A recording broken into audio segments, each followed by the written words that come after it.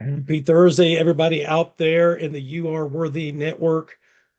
I hope if you're in part of the states that got hit by the snow and ice storm, I hope you're staying warm and you have power and you're making good decisions about whether to travel on the road. I know that Brandi, our guest, is in a part of the country that gets this kind of weather all the time because I used to live not terribly far from her. And she's probably going to chuckle at some of my comments because they have the equipment up there to deal with it. But down here in the South, not so much. We did our church service last Sunday on Zoom, and I'm not a fan of that at all. Sometimes you got to do what you got to do. And I've been communicating that I really don't want to do Zoom 2 weeks in a row. But I just got a picture of the roads leading to our church parking lot, and they are still awful because even though it's 41 degrees here, it's getting down to 10 and 15 degrees at night, and it's icing over, and we have black ice on the roads, and they don't treat them here. So I'm venting to you guys. First world problem, I'm well aware. However, I hope you guys are staying safe if you were impacted by the storm and make good decisions about being out there on the roads.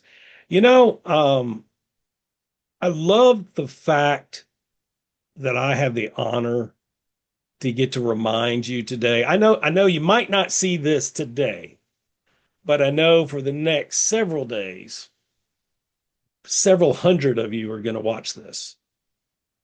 And number one, thank you for making the time to listen. Two, I'm honored to be able to remind you that God's not done with your story yet. No matter what season of life you're in, no matter what you're currently enduring, God loves you so much. And He's got a plan for you, and He's not done. I know it's hard in the messy middle. I got some messy middles going on myself right now, but God's not done with us. Be encouraged by that today. So, with that said, I want to introduce you to our wonderful guest today.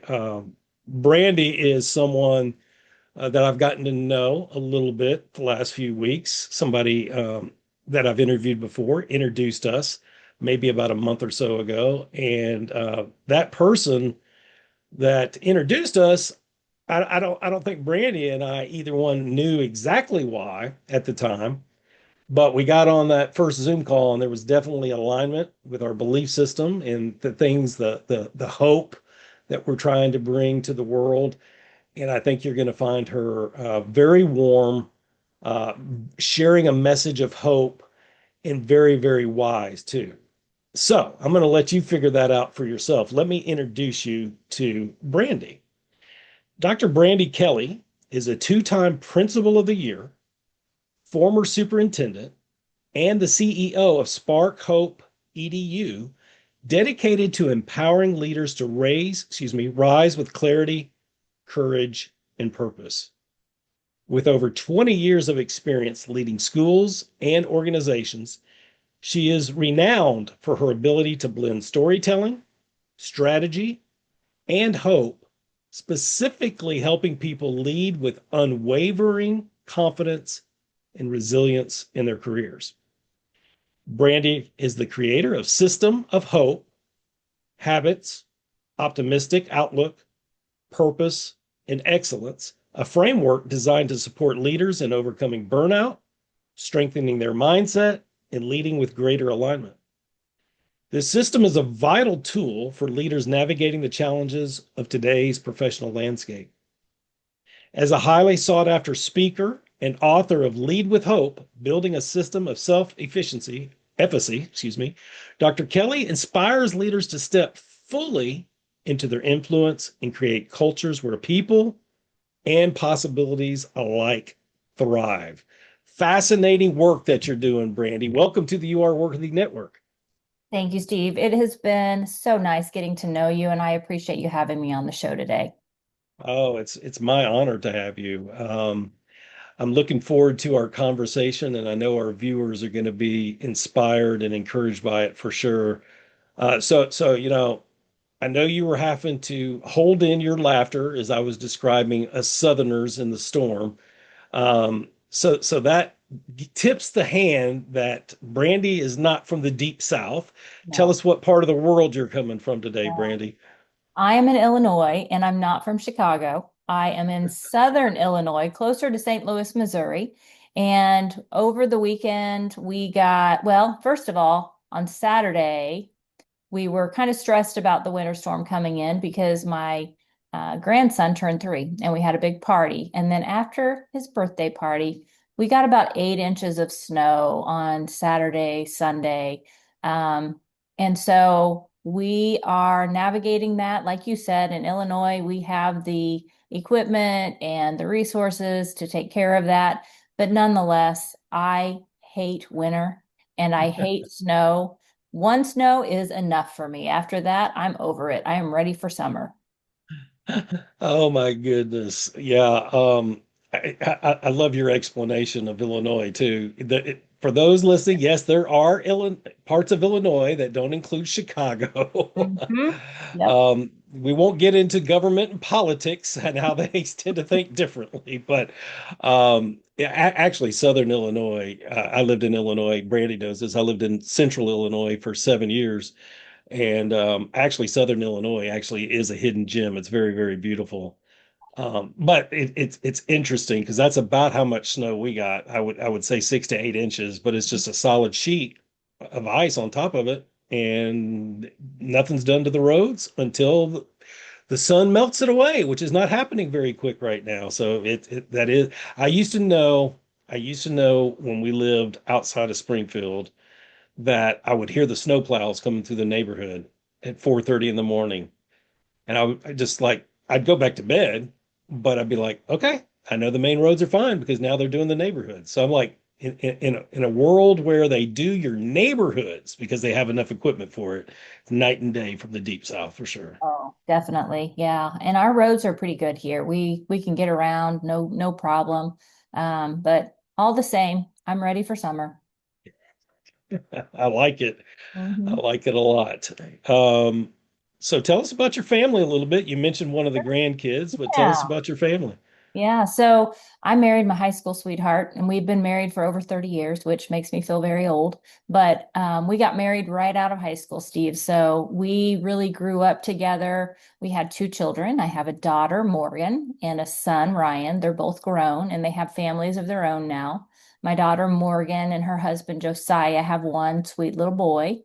He's 3 years old. And then my son, Ryan, and his wife, Brianna have 2 little boys, Rhett, who just turned 3, and then another baby. And he's a boy as well. So we have 3 beautiful boys. And this summer, we're expecting our fourth grandchild. Wow. And I am loving this stage of life where I get to spoil those grandbabies and send them home for their parents to deal with their sugared up, ornery behavior, but I love them. I just love them to death. They are the greatest joy. See, it's got to be a combination of just unconditional love, but a little bit of payback, right? Yeah. Yeah, that's what makes it so sweet, you know? But it's kind of like you're getting a second chance with these grandbabies. So as young parents, we made so many mistakes. There's not an instruction manual for parenting. So with that, just getting to love these babies all over again, and you see your children in them. You see some of the things that your children did when they were that age, or mannerisms, or certain little personality characteristics, and so you just get to love them all over again. Yeah, that's wonderful. Hmm. So sounds like they're all fairly close by. Yep. They are all within an hour of where we live. And we go to church every Sunday with the entire family. So it Wow. is definitely one of life's blessings to be able to do life with them each and every week. And then since I have left my role as a superintendent on Fridays, I dedicate one whole day every week to those grandsons. And my daughter Morgan, she works outside of the home, so I go take care of my oldest grandson Jensen, and then sometimes we're able to go to where my other grandchildren live and have play dates and just enjoy them during the week. And then, like I said, on Sundays we all go to church together, so we get another opportunity to um, spend some time together and just enjoy each other's company. How special is that? I Mhm. mean, you all go to church together and they're an hour away. Is the church in the middle or? It is. Yeah, it's in the middle. And shortly, hopefully, we are going to move to that community. We're getting ready to build a house. And so, um, my hope is that we'll have Sunday afternoon dinners at my house and just really be able to extend that Sunday time with them. Oh, that's Yeah, special. Yeah, you're in a sweet stage of life right now for yeah, sure. definitely, definitely. S- So when it's not snowing, what do you guys like to do for fun? Yeah, when it's not snowing, we got some bikes a couple of summers ago, and we like to go bike riding. We've had off and on, the boys have a tendency, Ryan and Josiah have a tendency of buying and selling these razors, ATVs, and we go and we ride our ATVs. Um, Gosh, there's just so many things that we enjoy doing. Anything that we can do together, eating out, going to movies. But I would say the favorite would be the bike riding or riding the ATVs. Sounds like fun to me. Do you guys have land where you are? We used to have land. We had 50 acres, and we sold 20 of those acres, and then my son Ryan bought the other 30 acres, and he just recently built a house on that. We called it the back 30. And so we have, that land is still in the family. But other than that, the land that we're going to build on in Greenville it's just 5 acres out by the lake. And so I'm hoping that once we get moved out there, we can do some kayaking and do some water sports and things like that. But again, just finding those opportunities to spend time together and enjoy life. Well, I know you kind of minimize that compared to 50 acres, just Yes, 5 acres. But I yes, mean, talking to somebody here that had 2.5 acres, yeah. fenced and cross fenced a barn, two horses, and I Mm, could walk from my mailbox into a state park over a nice. one-lane gravel road. I'm impressed by 5 acres by the Yeah, lake. There's a lot of potential for fun and peace in that environment. definitely. And it's not right on the lake, but it is close enough that, it's within walking distance. And so I think that it'll be a good time. And I think that the kids and the grandkids, and I know I certainly will enjoy spending time at the lake. Yeah, sounds like some picnic opportunities too. Mhm. For sure. So let me take you back in time. Uh, I want to take you back to your senior year of high school. Mhm. Um, I remember as a senior not really having a clue what I wanted to do from a practical standpoint. I think maybe deep in my heart, I wanted to be a sports broadcaster. Um, Probably didn't quite have the vision or the discipline to execute that, at 18, 19 years old. But I know a lot of kids at 17, 18 years old, senior in high school, they do have a vision for their life and they know exactly what they want to do. So what about you? Where do you fall on that spectrum of what you wanted to do at that age? Well, I am an oldest child. I'm the oldest daughter in my family, and I can't really tell you about my plans for the future without going back to my sophomore year in high school. When I was 15, it was a rainy Saturday afternoon, and I had two brothers, Brandon and Dustin. They were bored. I was cleaning the house, getting ready to go to prom that night. And to be honest with you, I was a little melodramatic as a teenage girl. I felt like Cinderella having to clean the house before I could go to the ball. But on that Saturday afternoon, Brandon and Dustin went on a horseback ride. And just as I was finishing cleaning the house, Steve, Dustin ran into the kitchen and he said, Brandon fell in the creek. perspective matters here. My perception of a creek was a babbling brook, but that's not what it was. It had been raining and the creek was very flooded. And Brandon tried to ford that creek, tried to take his horse, Princess, across that creek. And he got swept away. Dustin came to get help. My parents sent me on to prom. They went to help before the days of the cell phone back in the 1990s. So long, long time ago. And I got to prom that night and somebody said, her brother's dead and she's at prom. I, oh my goodness, Steve, I even saying that right now, my heart just sank, you know? So my prom date and I, we went to the creek. We went to the bridge that was over the creek and the community had shown up. There were people searching all over the creek. There were news vans that were lining the street. We didn't find Brandon that day. The next day was Mother's Day. Hmm. Divers finally found him midday on Monday, and that changed my future drastically. And even though that was traumatic and that was very, very difficult to navigate, especially as a 15-year-old, that's when I saw hope for the first time because it was the community that showed me that there's always hope and a better future Hmm. because we can come together and we can help each other and we can support one another. And Brandon's classmates, he was a seventh grader. They created a memory book. They captured stories about his mischievous behavior, but his golden heart. And those teachers put those students on a bus during a school day to attend their seventh grade classmates' funeral. Hmm. Counselors came out and they helped before I ever even knew there were counselors in school because I was a pretty average, normal, whatever normal is, child. But because of that experience, Steve, I wanted to give back and I wanted to share the same kind of hope that they shared with me and my family. So I became a school social worker. And so in seventh grade, my brother Brandon drowned. I was a sophomore.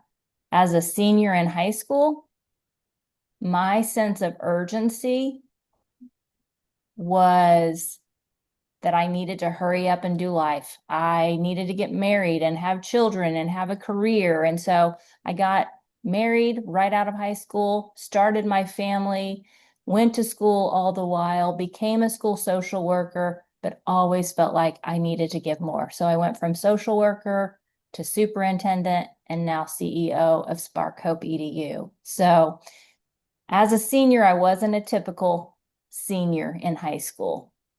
Had a lot of grief and trauma that I was carrying, but it definitely shaped my future. Oh my goodness.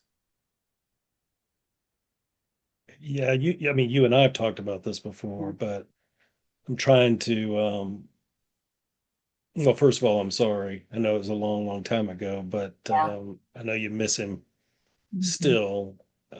How traumatic. I mean, I'm like you.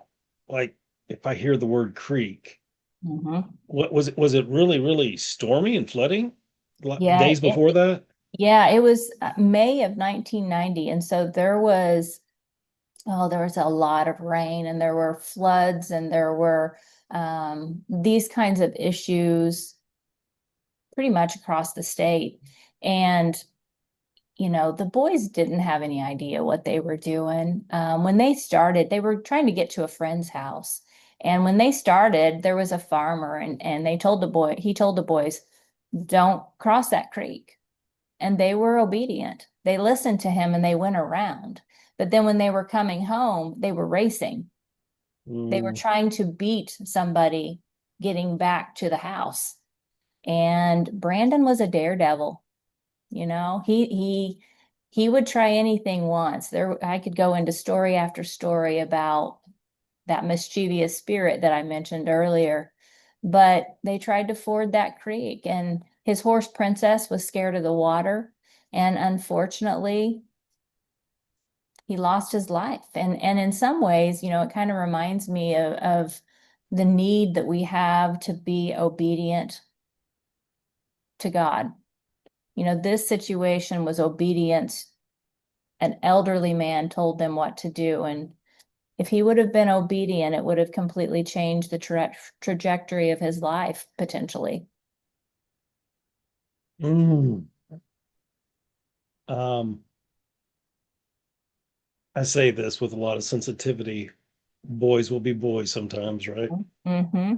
That's right. And And, the other piece of that, Steve, in this experience, my mom frequently quoted a scripture, Romans 8:28, all things work together for the good of those who love the Lord and are called in accordance to his purpose. So in that same spirit of that verse, I do believe that no matter what our choices are, if we're obedient, God will use it for his purpose. yeah. Oh, absolutely. I mean, the scriptures are living and active. Mm-hmm. Yeah, I can see where that tragedy formed your focus, your intentionality, and I love how God um took that tragic event. And I mean, we're talking about, you said 1990, right? Right, May of 1990. You know, 36 years ago almost, how the community rallied Yeah. and how that encouraged you and how you wanted to give back because of the hope you saw from that. And I think we see that less nowadays. Although I and you know this as an educator, like yeah, the school shootings, for example, always awful, and they're so common now. We have to be careful not to get our hearts numb to it. But I have learned when everybody starts to politicize, I'm not going to go down this road long.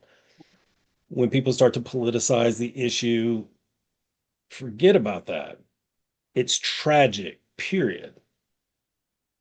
That if you can step back, look up to the heavens, and say, yeah, but we're going to hear some amazing human compassion stories out of this. Just wait. You can't see them now because it's so heavy, but Mhm. there's going to be some acts of service. There's going to be some heroes emerge. Might take a day or two, it might take a week or two. I'm thinking right now of the floods in Texas last year. Mm-hmm. How many heroes came out of that? It doesn't take away the pain, but I think that's what you're alluding to is you saw hope in people Yep. even in the midst of your pain. Yeah, and that's what makes all of this so incredible is that, you know, when we can get our eyes off of ourselves and onto God and other people through those acts of service, you see the miracles happen. You see the beauty of humanity. And with social media, with technology, even though, things like this are great because it gives us an opportunity to meet people that we may never meet otherwise Mhm. on a virtual platform. But my dad passed away in September of this past year. And, thinking about the funerals of family members that I've attended in the past, and then fast forward to my dad's funeral, there were hundreds of people that paid their condolences on social media, which is great. But people are not stepping out as much and coming to that location or to the homes. Used to people would show up at your door and pay their respects and pay their condolences at that point in time. I think social media and our environment has almost desensitized us in some ways to the grief and the trauma. And I would love to see us get back to that service where you hear of a need, that your neighbor has a need, and you just show up. you think of somebody, like Steve, if I think about you tomorrow, I need to text you and say, Steve, God laid you on my heart today. And I just Mhm. wanted to let you know that I'm thinking of you. I'm praying for you. I care about you. That human to human connection is what makes life so wonderful and so special. I love that, Brandy. I remember as you were describing that, I was deciding whether I wanted to share this or not because it's so not about me. But to piggyback off your thought there, Mm-hmm. I was at a conference, well, it'll be 4 years ago this summer, and I got a text from a former boss that I hadn't worked with in years, but I saw her, I don't know, occasionally. Maybe I saw her once or twice after I left. By this time, I'm living in a different city, about 3 hours away, and she had texted me that her husband had tragically fallen down the steps, and he survived it, but he wasn't going to survive it for long, and he had passed away a day or two later, and um, still relatively young, for sure. I think maybe mid 60s, and somebody gave me the funeral information, and I have a very busy schedule, and I've got family responsibilities, church responsibilities, all that. And I said, I need to make the effort. Mm-hmm. I just need to. She's been good to me, and this is tragic. I just need to find a way. And I took one of my boys with me. Got a hotel the night before, and couldn't stay long. Needed to go to the funeral and kind of leave. Right. And I really thought, I'm just doing the best I can to do the right thing. Didn't Mm-hmm. expect any fanfare about it, right? She was like brought to tears by it. Yeah. And again, it's not about me. I think it goes back to what you said, Mm-hmm. obedience. Yeah. Obedience Because and Steve, it's just such a simple thing, such a simple thing that we can do, and you never know what impact that is going to have on another person. And we minimize it, we rationalize it. Sometimes we get in Mhm. our own heads about the doubts or the limiting beliefs or the reasons why we shouldn't. But at the end of the day, I think that if we can step out of our comfort zone and just love one another, that's what makes life so special.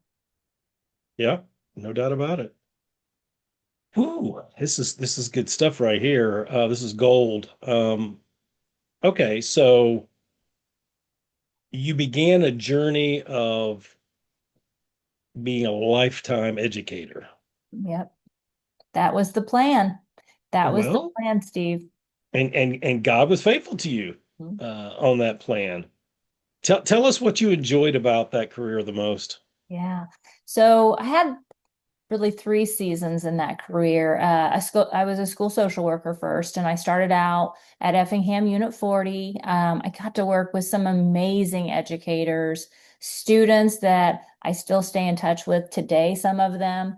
The thing I loved about my students and my time as a school social worker was just really getting to know people, building relationships, and helping them to realize their own greatness, to identify the strengths and the things that they could bring to the table. Because I think at the very core of humanity, we all want to know that we matter. We want to know that somebody appreciates us, somebody values us. And I was able to do that for those kids, especially the kids, but sometimes for the adults in in that organization as well. But I think about one student in particular, and I write about her in my book, Lead with Hope, Building a System of Self-Efficacy. And for her privacy, I call her Reagan in the book. And she was one of those kids that was very at risk, or as some might say, at potential, because she had a ton of potential, but she wasn't living up to it. And her principal referred her to me, and she had gotten involved in drugs. She was doing a lot of things that was taking her down the wrong road.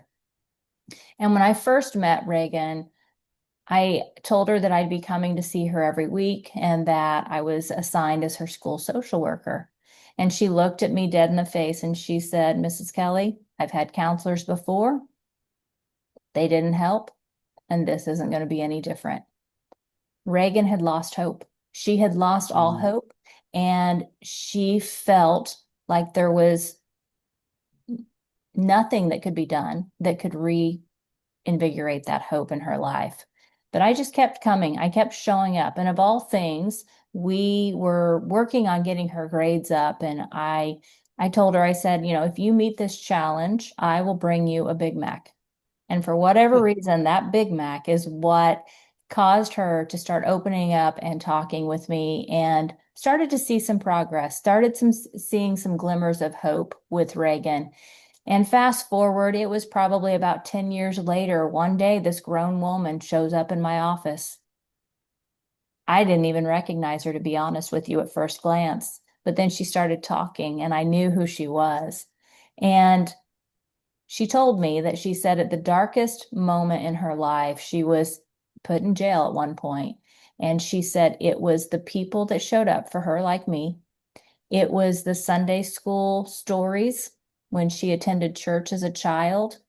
And it was just knowing that people out there believed in her, valued her, appreciated her, that helped her get through those darkest times. So, again, Steve, going back to what we were talking about before, you never know what those seeds that you're planting today are going to do in the life of somebody that you're investing in. So there's a powerful life lesson there about investing in people, Mm-hmm. which we hear loud and clear, but there was still some humor in there that children can still be bribed with food. Yes, Big Macs especially for this kiddo. Yeah, Oh my gosh, no, that's gold for sure. The imprint that you left on her life for her to return and basically say thank you. You made a difference. yeah. That I mean, you've accomplished recognition and awards as an educator in leadership. I'm trusting a moment like that is even more meaningful to you as a human and as an educator.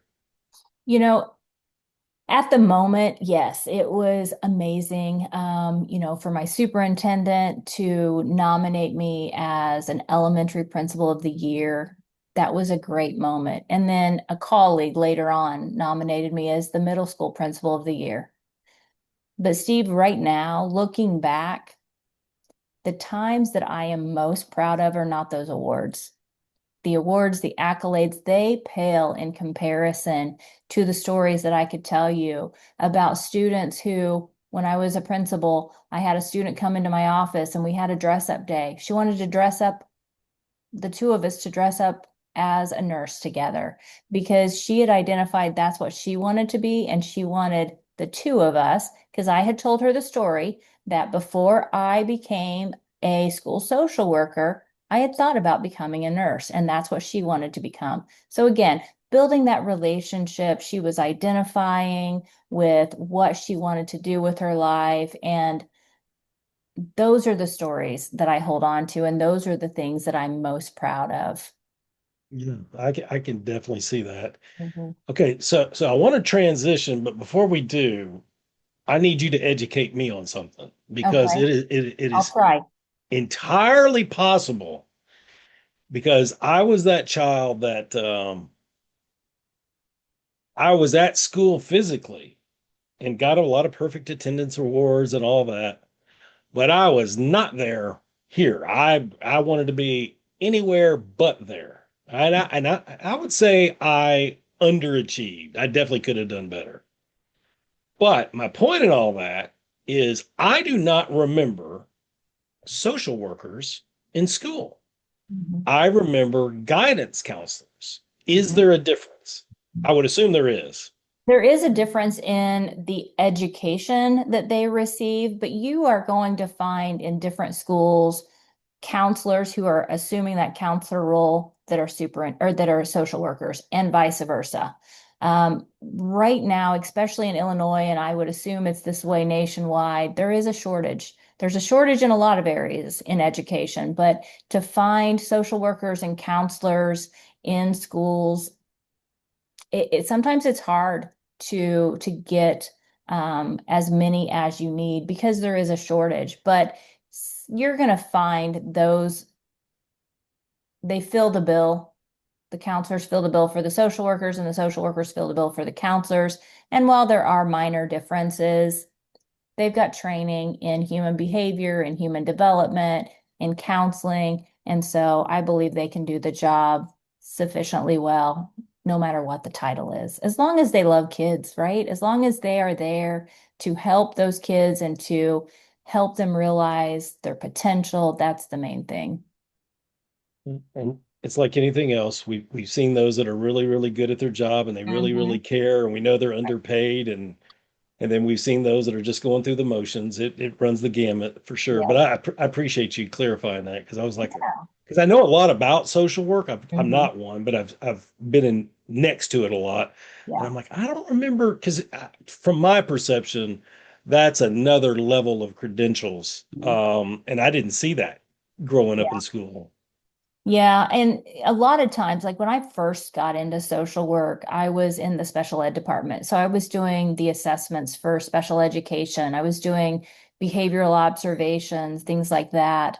Um, so it's definitely an area of expertise that I was able to bring to the table. But I believe people have that potential. And so if that is something that God has laid on their heart to do, I hate to see, the bureaucracy and the red tape limiting people because anything is possible, right? Anything is possible. I still believe that too. Hmm. So let's let's get into present day a little bit. Okay. Empower her mastermind. And I'll go ahead and say the other one, because I'm sure you'll describe it in flow. Spark Hope Community. Hmm. What are they and how do they converge? So, Steve, last year, around this time last year, I'm going to give you a little bit of context here. I started having some health issues. I was sitting in the superintendent seat and I started having some health issues because of stress and some value misalignment in my role. And so I made the difficult decision to transition out of the superintendent role before I had my 35 years in education. It was just right before my 25th year in education. And when I did that, I started a company called Spark Hope EDU because I believe in the potential of human beings and because I have seen the need for leaders to have personalized professional development in their schools and their organizations, to have coaching that really addresses the pain points to help them realize their potential. And so, building this company, I have decided to create a community called the Spark Hope community where I can pour into women leaders. Women leaders are not alone. They don't have to do this alone. And sometimes, and I believe especially female leaders, because there's a glass ceiling, whether we want to admit it or not, there's a glass ceiling. And research shows that men make more on average than females in leadership roles doing the exact same job. So, as women are carrying everything that they carry, things at home, things at work, responsibilities in the church, responsibilities in their family of origin. I want to create a space where we are empowering them, equipping them, and helping them to do this in community because we all need community, we all need connection, and we all need to know that we matter. So that's where Empower Her Mastermind comes in. And it is a 1 hour midday mastermind where I have impactful speakers guesting within this Spark Hope community and pouring into these leaders. In February, on February 4th, I have Casey Watts coming on, and she is going to talk about clarity in the midst of the swirl. And it's going to be an amazing opportunity for female leaders to learn and to grow in community. And I'm very passionate about it, as you can see. And I believe that this is an opportunity for us to step into our greatness and to support each other as we're doing that. Yeah, you did light up a little bit as you were describing that. Mhm. You said is it once a week? It's once a month. The Empower Her Mastermind is once a month. But if you join the community, and by the way, the first 100 women get a free membership for 2026. And if you join the community, you will get replays of these monthly masterminds because life gets busy. And with everything that female leaders have to carry, there's going to be a replay. There's going to be a recording within the community, and you can watch it um, at your own pace whenever you want to. Or maybe you've come to the mastermind and you just want to replay it to remind yourself of some of the takeaways from that mastermind. It will live within that community, and then each guest speaker will be providing free resources that will also live within that community. And then, Steve, there's a discussion board. And I want to encourage people in that discussion to share their wins, share what they're celebrating. Because when we celebrate our greatness, when we celebrate the things that are going well, that's what we're focusing on. We build momentum.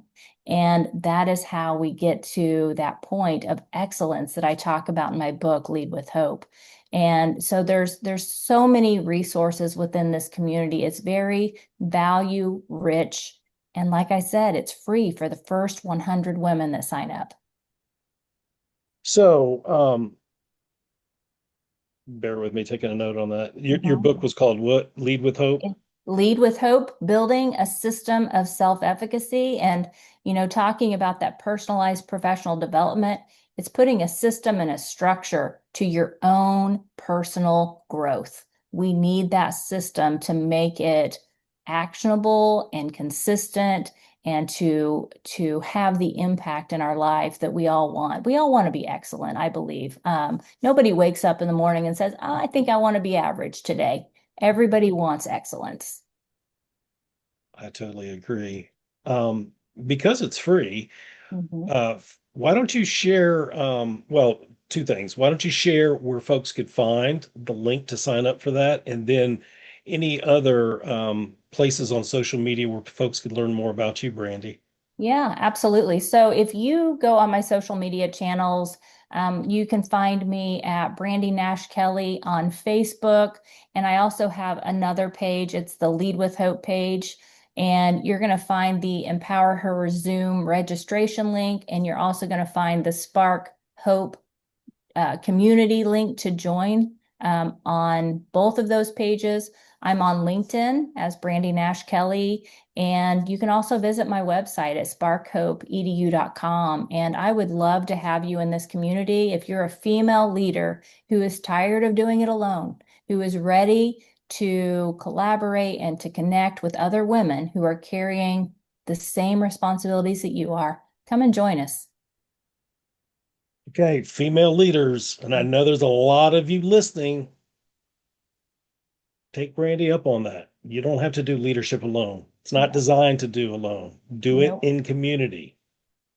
So We I are better appreciate that. together. Yep, we're better Yeah, together, Steve.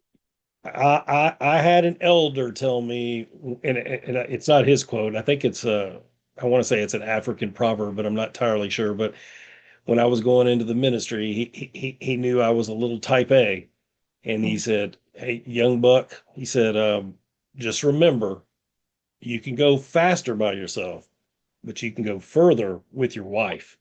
Yep, And I think the same principle applies to communities. We can go further together. Teamwork makes the dream work for sure. absolutely. Yep. Anything exciting that we haven't talked about that's coming down the pike in 2026 that you want to tell us about? 2026 is really looking bright, Steve. I have two books right now in the works. My first book is with Christian Faith Publishing, and it is called When Life Speaks. And it is a 30-day devotion, just simple stories about life and how through our lives we can see God's hope and faithfulness each and every day. So Right now, I'm working with the publisher on a cover for that book. And then I've got another book coming out as a children's book, and it's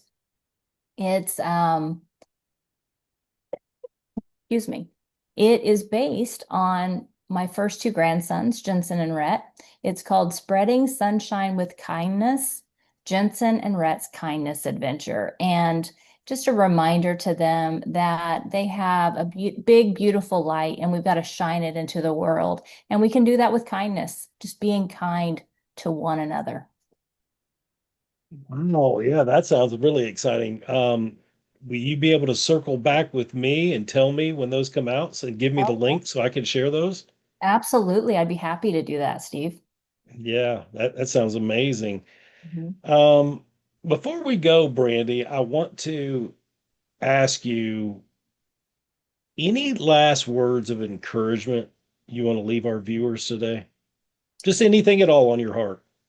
Yeah, I was thinking, I kind of knew that you were going to ask that question, Steve. And so I was thinking about that this week. And when I wrote my book, Lead with Hope, my very first book, one of the things that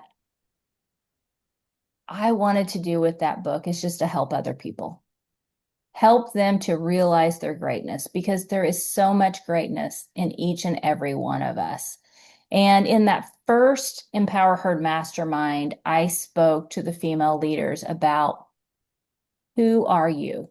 Who am I? And that's such a powerful question, right?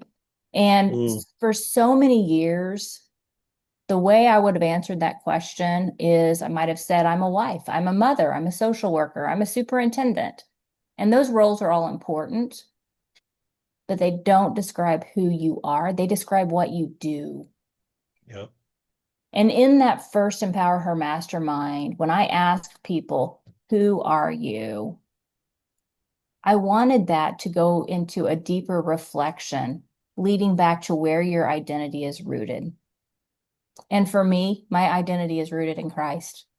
I am a child of God, and I have by no means arrived, but I am becoming, as I strive to lead with hope, to lead with faith, to lead with love each and every day. And I am becoming a better version of myself. And when you have alignment in your life and in your leadership, and you know who you are, not your roles and titles, but who you are, where your identity is rooted, anything is possible. So, my encouragement to the listeners today, Steve, is to ask yourself that question: who am I? And then go a step further and surround yourself by people who are going to lift you up, encourage you, and make you better. Encourage those people that are going to be grace givers and truth tellers, helping you to be the best version of yourself. I like that. I'm sitting here thinking of the old Crown song, "Who Am I?" As you were saying Mhm. that. Yeah. Surround yourself with grace givers and truth tellers. And what I always say about this particular topic is be wise and discerning who's in your circle, Yes. who's in your intimate circle, and it will change as you evolve. And Mhm. it's okay. There might be some emotion with that. There may be some challenges relationally with that, but it will change. But God will give you what you need. And you want to make sure that you have a circle and not a cage. There is a Absolutely. difference. There is a very important difference. And, no matter which role that I was assuming at the time, I would tell kids, look at the five people that you're spending the most time It's with, and I'll time. tell you your Yep. future. And, they would look at me kind of funny when I would say that, but there's so much truth in that. And a lot of the things that we tell our children, we do not practice in our own lives and in our own leadership.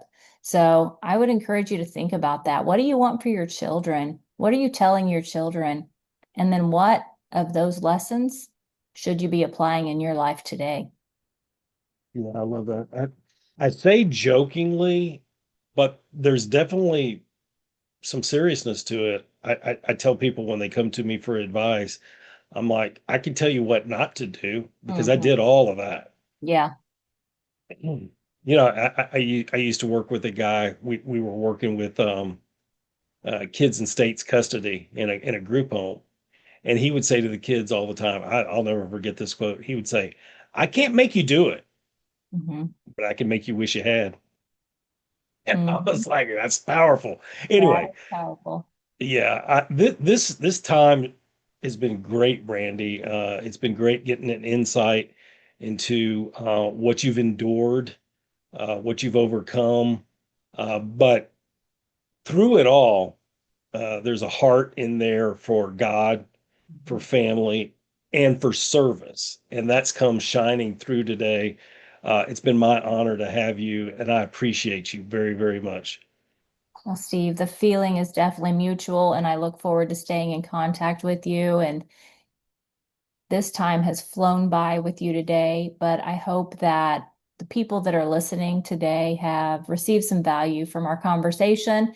And I would be happy to connect with anybody because I do. I believe God places people like you and I, places people in our lives when we need them. And so if I can serve in any way, I'm happy to do so. Really appreciate your heart to serve. Folks, take Brandy up on her offer. She's sincere about it. I guess I want to remind you guys that we heard another beautiful story today about a tragic family event, death of a brother. Um, could have made Brandy bitter, and I'm sure she had her moments. Grief is a tricky thing, but she used it for good. God used it for good, and He wasn't done with her story at 15 years old. And no matter how old you are listening to this, He's not done with your story yet either. Hang on, seek Him, surround yourself with those 5 friends that can support you in a healthy way. Don't do it alone. You matter. We care about you. God cares about you. Until next time, guys, you are worthy. Appreciate each one of you. God bless.